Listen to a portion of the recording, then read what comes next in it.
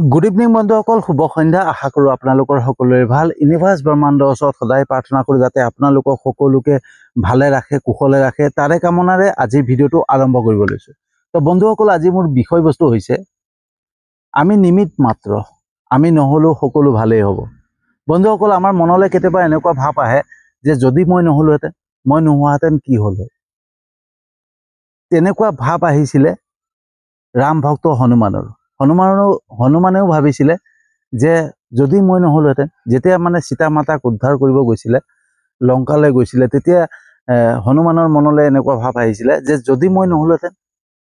কিন্তু যেতিয়া হনুমানে সম্পূৰ্ণ লংকা জ্বলাই দিলে, ৰাৱণৰ লংকা জ্বলাই দিয়াৰ পিছত যেতিয়া প্ৰভু ৰামৰ ওচৰলৈ উভতি আহিল আৰু প্ৰভু ৰামৰ ওচৰত আহি পালে, হনুমানে সকলো বিৱৰণ কৈ আছিল যে কেনেকৈ লংকা জ্বলালে, কেনেকৈ সীতা মাতাক লগ পালে, আৰু কেনেকৈ তেওঁৰ যোনটো এটা ভুল ধাৰণা আছিলে যে যদি মই নহ'লোহেঁতেন, সেই ভুল ধাৰণাটো আঁতৰি গ'ল।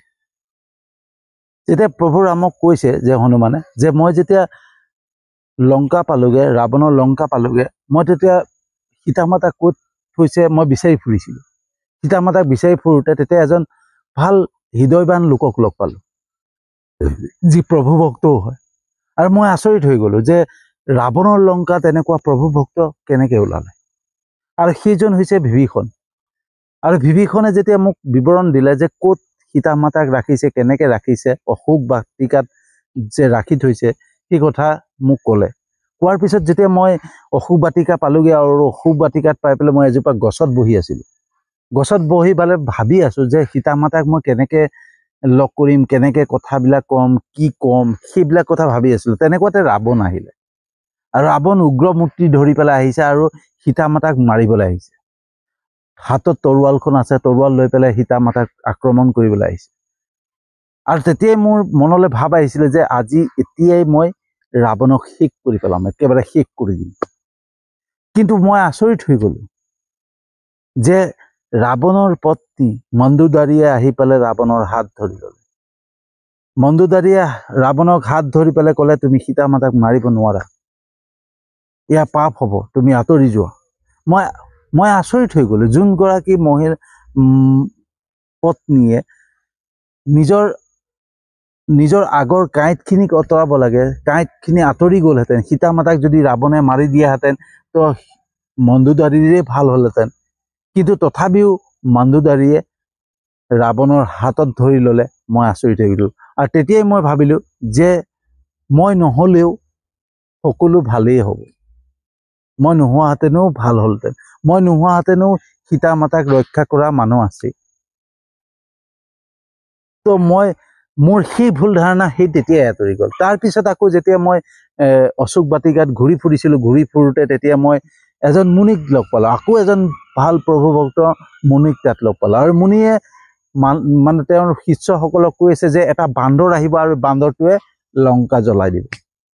আৰু মইতো সেইটো কথা ভবাই নাছিলোঁ, মোৰ মনলৈও নাই অহা যে মই লংকা জ্বলাম।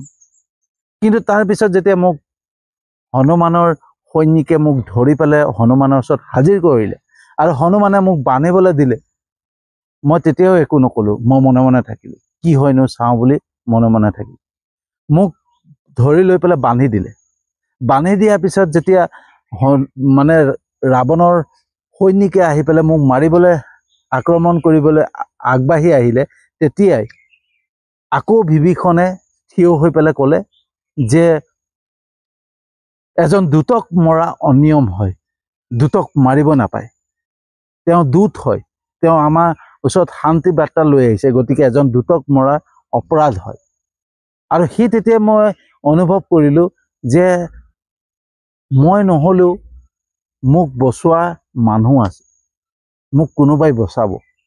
মই যে আচৰিত পাই গ'লোঁ যে মোক কোনোবাই বচাব, আৰু সেয়ে মোক বচাই দিলে। মোক সেই সময়ত মোক মাৰিবলৈ মানে সৈনিক যেতিয়া আগুৱাই আহিছিলে, তেতিয়া বিভীষণে মোক বচাই দিলে। ঠিক আছে। তাৰপিছত যেতিয়া ৰাৱণে ক'লে যে ইয়াৰ নেগুৰত কাপোৰ বান্ধি পেলাই তাত ঘিউ তেল ঢালি পেলাই তাৰ নেগুৰটো জ্বলাই দিয়া, তেতিয়া মোৰ মনলৈ আহিলে যে যিজন মুনিয়ে কৈছিলে যে লংকা জ্বলাই দিব এটা বান্দৰে, মোৰ তেতিয়া মনলৈ আহিলে এইটো দেখোন সত্য হয়। আৰু তাৰ পিছত মই লংকা জ্বলালো। লংকা জ্বলোৱাৰ পিছত মই যেতিয়া আপোনাৰ ওচৰলৈ আহিলো, তেতিয়া মই নিজে অনুভৱ কৰিছো প্ৰভু, যে প্ৰভু তোমাৰেই লীলা। তুমি যি কাম কৰিবলৈ থাকে নহয়, তোমাৰ কৰ্ম, তুমি মোক নহয়, মইতো তোমাৰ কাম কৰিবৰ কাৰণে সদায় ৰাজি।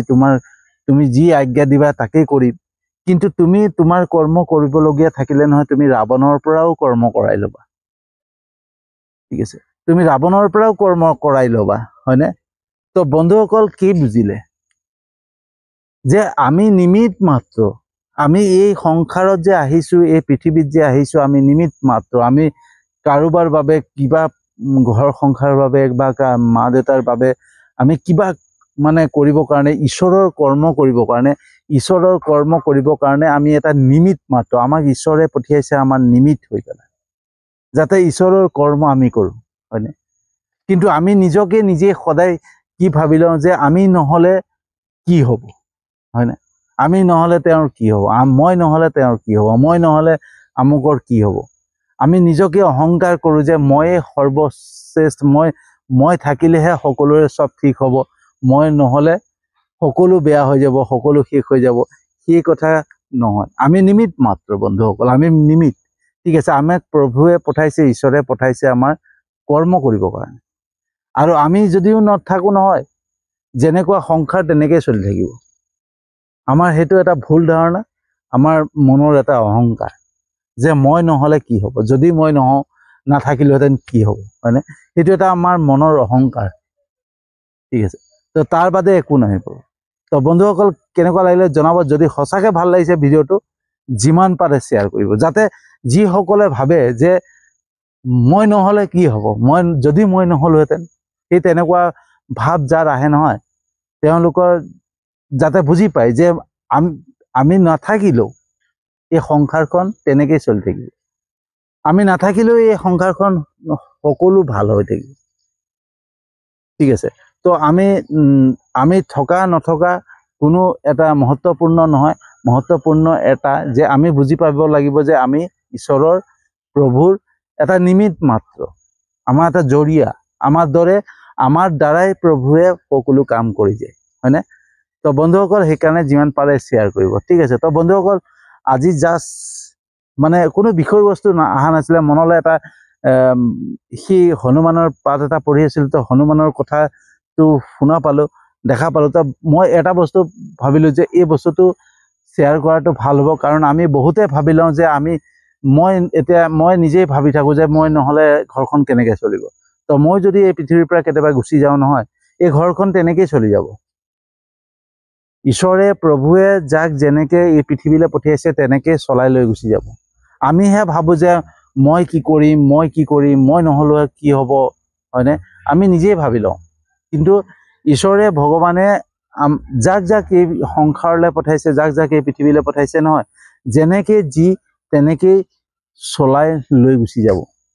ঠিক আছে, তো আপোনালোকে মোৰ ভিডিঅ'বিলাকত সদায় সঁহাৰি জনায়, লাইক কমেণ্ট কৰে, শ্বেয়াৰ কৰে, তাৰ বাবে আপোনালোকক আন্তৰিক ধন্যবাদ জনাইছোঁ। আৰু লগতে মোৰ ইউটিউব চেনেলটোত আপোনালোকে ছাবস্ক্ৰাইব কৰিছে, মোৰ ফেচবুক পেজটোতো ফ'ল' কৰিছে, তাৰ বাবেও আপোনালোকক বহুত বহুত ধন্যবাদ জনাই আজিৰ ভিডিঅ'টো সামৰণি মাৰিছোঁ। আৰু এটা নতুন বিষয়বস্তু লৈ আহি আছোঁ।